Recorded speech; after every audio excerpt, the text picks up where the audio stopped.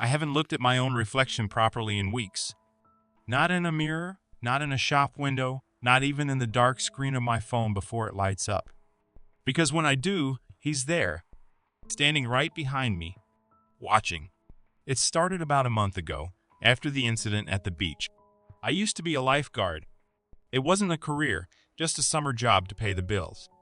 Most days were boring: kids running, people forgetting sunscreen, the occasional jellyfish sting. Routine stuff. But that day was different. There was an old man. He seemed confused, disoriented. He kept wandering towards the water, fully clothed. I gently guided him back towards his family, who seemed exasperated, explaining he had dementia. This happened a few times. I got busy with a kid who'd scraped his knee. Took my eye off the old man for maybe 10 minutes max. That's all it took. When I looked up again, he was out there. Way out. Beyond the breakers, where the water gets deep and treacherous. He wasn't swimming. He was flailing, his head bobbing under the waves, panic etched on his face. I blew my whistle, grabbed my float, and sprinted into the surf. The water was cold, the current strong. I swam as hard as I could, my arms burning, my lungs screaming. But I was too late. By the time I reached the spot where I had last seen him, he was gone. Just the empty, indifferent gray water. We searched for hours. His body washed up a mile down the coast the next morning. The guilt was immense. Crushing. It was my job to watch, to protect, and I'd failed. I hadn't noticed him in time. If I'd just been more vigilant. A few days after the funeral, it started. I was brushing my teeth, staring blankly into the bathroom mirror. And there he was. Not in the mirror exactly, but behind my reflection. The old man. His skin was bloated and pale, the color of wet parchment. His eyes were hollow, dark pits. His clothes were soaked, clinging to his thin frame. And he was just looking at me. Not accusingly, not angrily. Just looking. Like he was waiting for something. I splashed water on my face, thinking I was overtired, stressed. But when I looked again, he was still there. Clearer, almost. It wasn't just the bathroom mirror. It was any reflective surface. A puddle on the sidewalk after it rained. The shiny chrome of a car bumper. The dark surface of my morning coffee before I stirred in the milk. Every time I caught my own reflection, there he was, a silent, bloated passenger standing just over my shoulder. Always the same expressionless, hollow-eyed stare. Always looking right at me. I tried to ignore it, to tell myself it was just stress, a vivid manifestation of my guilt. But he was so real. The way the waterlogged fabric of his shirt seemed to sag, the faint, almost imperceptible blue tinge to his lips. Details my mind shouldn't have been able to conjure so vividly. Sleep became a battlefield. I'd close my eyes and see him, floating in the darkness behind my eyelids. I'd wake up in a cold sweat, convinced he was standing in the corner of my room, just out of sight. My appetite vanished. I lost weight. The world started to feel thin, unreal, like a poorly projected image. Eventually, I broke down and went to a psychiatrist. I felt like a fool trying to explain it. I keep seeing the man who drowned. In reflection. The psychiatrist, a kind woman with tired eyes, listened patiently. She nodded a lot. She called it a grief-induced hallucinatory manifestation. A fancy way of saying my guilt was making me see things. She prescribed some mild anti-anxiety medication and gave me some advice. The most important thing, she said, her voice calm and reassuring, is to try and break the association. Avoid looking at reflective surfaces for a while. Consciously turn away. When the guilt starts to fade, when you begin to process the trauma, these visions, they will lessen. They'll go away. It sounded too simple, but I was desperate. So, I tried. I really tried. I covered the mirror in my bathroom with a towel. I avoided shop windows. I learned to shave by feel. I stopped drinking coffee from dark mugs. It was difficult living in a world where I had to constantly avert my gaze from my own image, but I was determined to make him go away. For a week, it almost seemed to work. I wasn't seeing him because I wasn't looking. The meds took the edge off my anxiety. I started to sleep a little better. I thought, maybe she's right. Maybe this is just my mind playing tricks on me. And then things got so much worse. It was evening. I was walking home from the grocery store. The sun was setting, casting long, distorted shadows on the pavement. I glanced down at my own shadow stretching out in front of me. And he was there. Not a reflection, but a shadow superimposed over mine, standing just behind it. And this time there was something new. He seemed closer. Not physically closer in the shadow, but the feeling of him was more intense, more present. Like he'd taken a step towards me in whatever spectral space he occupied. My blood ran cold. This wasn't just water reflections anymore. Over the next few days, it escalated. I'd see him in the faint reflection on my TV screen when it was off, in the polished surface of a tabletop, in the glint of my own glasses if I caught them at the wrong angle. And every single time, he was a little bit closer. His shadowy form in my shadow was no longer just behind me, it was almost merging with mine. The feeling of his presence was becoming oppressive, a constant weight on my chest. The psychiatrist's advice had backfired spectacularly. Avoiding reflections hadn't made him go away. It had made him adapt. Spread. Like a stain. I stopped taking the medication. It wasn't helping. This wasn't a hallucination I could medicate away. This was something else. Something real. And I realized something I hadn't told the psychiatrist. Something I hadn't told anyone. The old man, when he was drowning. I hadn't been too late. That's the lie I told myself, the lie I told everyone. The truth is, I reached him. I saw the panic in his eyes, felt his frail, desperate hands clawing at me as he fought for air. I had him. I could have pulled him in. I could have saved him. But I didn't. You see, being a lifeguard, it presents opportunities. People are vulnerable in the water, unsuspecting. And I have a hobby. A very particular kind of hobby. It started a few years ago. A need, a curiosity, to see what it felt like, to watch the light go out of someone's eyes, knowing I was the cause. My first was a drunk who'd passed out too close to the tide line late one night. Easy. Messy, but easy. After that, the guilt was different. Not like this. It was a sharp, almost exhilarating thing. A secret power. And it faded quickly, especially after the next one. Each new experience, each new type of ending I orchestrated seemed to cleanse the palate, so to speak. The thrill of the new, the challenge, it pushed the old memories down. The old man, with his dementia, his helplessness, he was a new type. So vulnerable, so trusting, even in his confusion. It was supposed to be interesting, a new texture for my collection. I held him under just for a moment longer than necessary. Watched the last bubbles escape his lips. Then I let go and played the part of the grieving, failed lifeguard.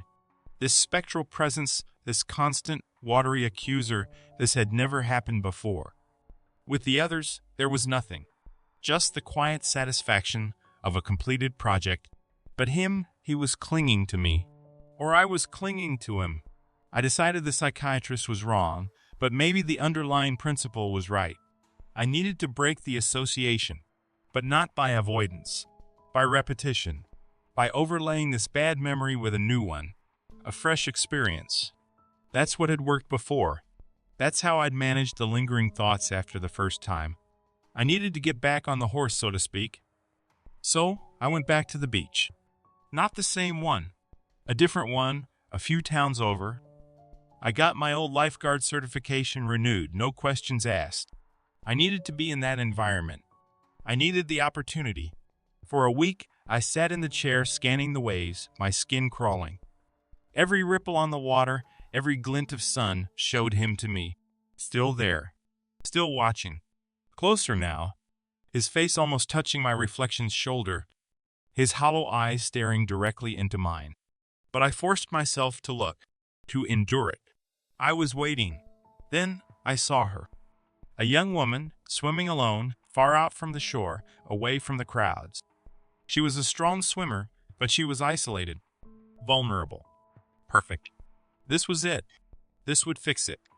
A new memory to overwrite the old. I stood up, grabbed my float, my heart pounding with a familiar dark excitement that almost drowned out the dread. I jogged towards the water's edge. This time, I wouldn't be too late. This time, I'd be perfectly on time. The first wave washed over my ankles. Cold. And then it happened. It wasn't a cramp. It wasn't a stumble. It was hands. Icy, impossibly strong hands erupting from the sand beneath the shallow water, clamping around my ankles like manacles. They were bone-chillingly cold, and their grip was like iron. I cried out, a strangled yelp, and looked down. There was nothing there, just the water swirling around my legs. But the grip was real. It was pulling me down, pulling me towards the deeper water. Panic, raw and absolute, a kind I'd never experienced before, exploded in my chest. This wasn't part of the plan. I thrashed, kicking, trying to break free, but the hands held firm, their grip tightening, dragging me deeper. The water was up to my knees, then my waist. I could feel the sandy bottom dropping away beneath my feet. I screamed, a real scream this time, not the performance I'd perfected. I clawed at the water, at the air, fighting against the invisible force that was trying to drown me. For a terrifying moment, I thought this was it. This was how it ended. The hunter becoming the hunted. With a final, desperate surge of adrenaline, I threw myself backwards towards the shore, towards the solid ground. The hands resisted for a moment, then with a reluctance that felt almost like a sigh, they released me. I scrambled back onto the wet sand, gasping, coughing, my body trembling uncontrollably. I lay there for a moment, the sun beating down on me, the sounds of the happy, oblivious beachgoers a million miles away. Then slowly, I pushed myself up and looked at the water. He was there, standing in the shallow surf, as clear as daylight. Not a reflection, not a shadow. Him, the old man, bloated, waterlogged, his clothes clinging to him. His hollow eyes were fixed on me. But this time, there was something new, something that sent a sliver of ice straight through my soul. He was smiling, a wide, slow, knowing smile. A smile that said, I see you. I know what you are, and you're not getting away. It wasn't guilt. It wasn't a hallucination. It was him. He was real, and he wasn't just watching anymore. He was interacting. He was protecting others from me. I didn't wait. I didn't think. I just ran. I ran from the beach, from the water, from that smiling, dead man. I ran until I reached my car, and I drove until I reached my apartment. I'm here now. The towel is off the mirror. I can't avoid it anymore. He's there standing behind me. Closer than ever. His smile is gone, replaced by that same patient, hollow-eyed stare. But now I understand it. It's not blame. It's a promise. What do I do? How do I get rid of him? I can't go back to the beach. I can't go near the ocean. But what if that's not enough? What if, like before, he adapts? What if he starts appearing not just in reflections, but in the room with me? What if those hands aren't confined to the water?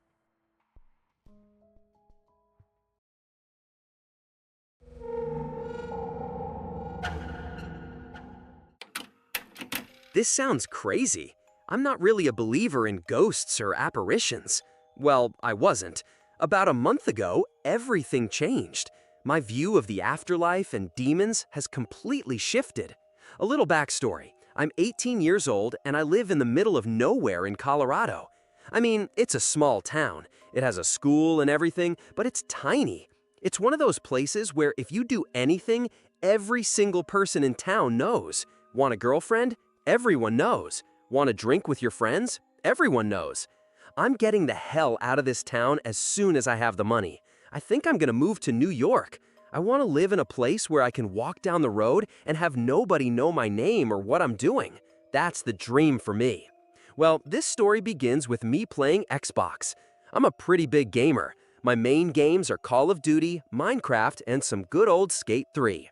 On this particular day, I was playing Minecraft.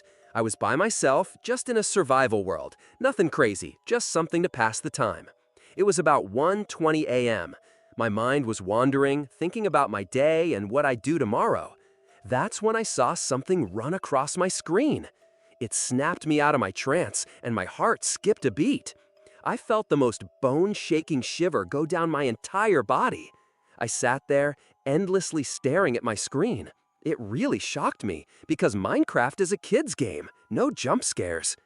After I gained composure, I just thought maybe something in the game went by the screen. That's all I could really think. I called it a night and went to bed. I woke up in a dark oak wood room. It was very eerie, and it smelled like something was rotting. I felt out of place, like I had just walked into something I definitely shouldn't have seen. That's when I saw her, an old lady standing in the doorway, directly across from the bed I had just spawned in. Her skin was light gray, and her eyes were void, like I was looking into nothing at all, but they were so damn wide, unnaturally wide. Her hair was so thin, I could count every strand. She continued to stare at me with the most bone-chilling grin. I just laid there, staring at her, the silence absolutely unnerving. I woke up gasping for air. Thankfully, it was bright out. I don't usually have nightmares, and they're never that scary, but I figured it happens to everyone and didn't think much of it. I'm currently on a gap year between high school and college, so I have a lot of free time. I mostly just hang out with friends, play basketball, or play video games. Yes, I'm unemployed for now. I'm just getting settled in. It was a very snowy day, so I decided to make some coffee and play Call of Duty. I was about 5 games in and 2 hours had passed. It was 3 p.m. Yes, I know I'm a bum, but can you blame me? It was 3 p.m. on a snow day. What else could I do? I logged on to Skate 3 and grinded some board sales for another 2 hours. I looked at my phone. It was 5:23 p.m. I finally decided to make some food. I walked out of my room and into the kitchen, and I swear I saw something dash across my hallway into the laundry room. This scared the living hell out of me. I approached the laundry room and checked inside. There was nothing. After making and eating my food, it was about 6:30. I decided to watch the new Happy Gilmore movie. I grabbed some blankets and got cozy. I almost went into a trance-like state, just zoned in on the movie. And just like that, it was over, and it was getting dark outside. I decided to go play some Minecraft, so I logged into my profile and started playing. 30 minutes in, I was working on my bunker in a survival world when I saw something dash across my screen again. It didn't scare me as much this time, but it definitely unsettled me. Maybe it was a glitch? I turned off my Xbox and sat there, just contemplating, staring into a black screen. Until I saw it again. A gray blob flew past my screen. That was the moment I realized that wasn't in the game. It was the reflection of what was behind me.